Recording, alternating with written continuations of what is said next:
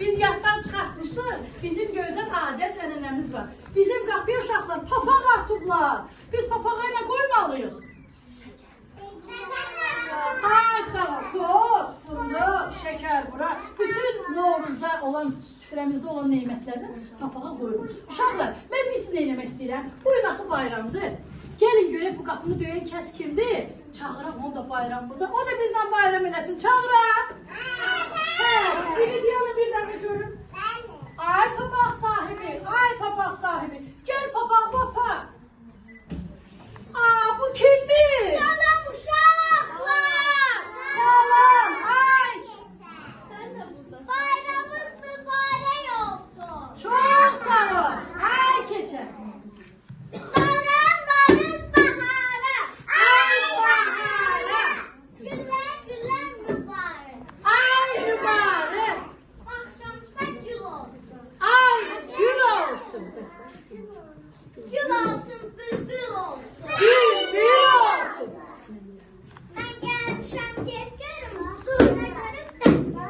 Ay keçər. Hoş gəlmisən. Tək gəlmisən. Aa, tutu istəyirsən. Yo, hiç kosa gel. Şuna kosa gel. Ay kızım, kızım. Ay kızım. Gel yerden çağıram. Ay köz köse gelsene. Gelip salam.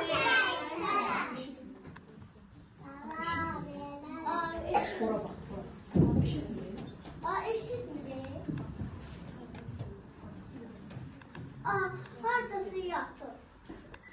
Gel bıraktan çağıram. Ay köz köse gelsene. Gelip salam versene. Aa, köse. Kösanı çağırın. Kösanızı yap. Doğrudan yapın köse. Aa, gel. Ay köse. Aa, keçal oradaydı. Bakmış, kalmış. Bu köse. Hardan gel. Yurdan. Sen ne getirdin?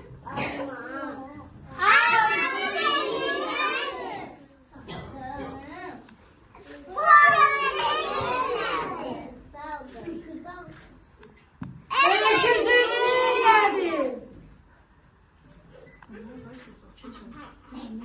Keçer. Köse ne oldu?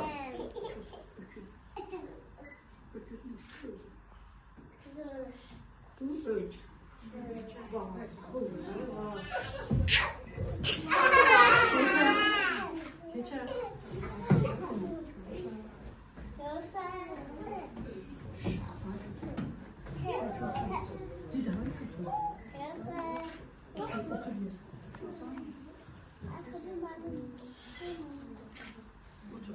Otur teze.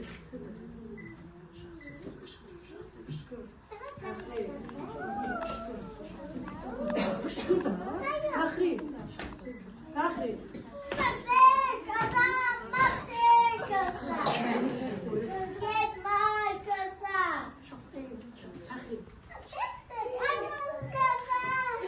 Allah keçer olmayan saçlar yolur bu köse için. Ölme ay köse biz ne diyeyim? Canın başın açın uzun.